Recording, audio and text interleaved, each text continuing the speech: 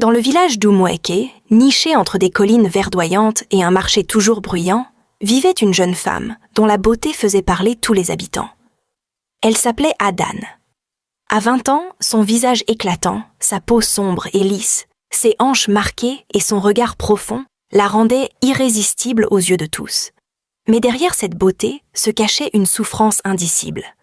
Depuis ses 15 ans, Adan portait une malédiction dont elle ne pouvait se défaire. À chaque fois qu'elle croisait un homme, qu'il soit jeune ou vieux, riche ou pauvre, son corps se rebellait.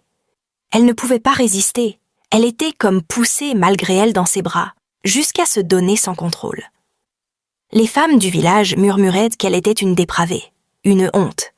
Les hommes, eux, la désiraient en secret, mais la méprisaient aussitôt après. Les enfants inventaient des chansons cruelles qu'ils entonnaient sur les chemins. Même sa famille avait fini par détourner les yeux, incapable de porter ce fardeau. La seule qui ne l'avait jamais abandonnée, c'était sa grande sœur, Chisimdi.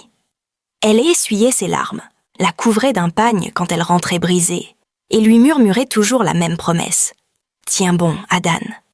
Un jour, tu seras délivrée. » Les jours d'Adan se ressemblaient, lourds et douloureux. Chaque fois qu'elle sortait de la case, les regards se tournaient vers elle. Les hommes, même les plus respectables, perdaient leur contenance lorsqu'elle passait. Et elle, malgré toutes ses prières, malgré ses tentatives de détourner le regard, finissait toujours par céder. Son corps n'était plus le sien. Dans le marché de Umueke, les femmes la montrèrent du doigt. Certaines l'insultaient ouvertement. « Voilà la fille maudite, celle qui n'épargne aucun homme. Qu'elle n'approche pas mon mari, sinon je la tue. » Les hommes riaient entre eux, échangeant des plaisanteries grossières sur son passage. Et pourtant, leurs yeux brillaient de désir. Après l'avoir possédée, ils s'éloignaient toujours en secouant la tête, la traitant de fille facile, oubliant qu'elle n'avait jamais eu le choix.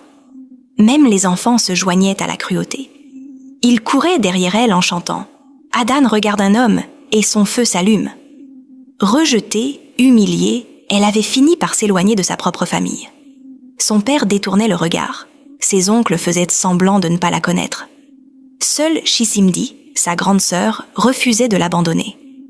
Quand Adan rentrait le soir, les yeux rouges de honte, Chisimdi l'asseyait, lui donnait de l'eau fraîche et murmurait « Ce n'est pas ta faute, je te protégerai.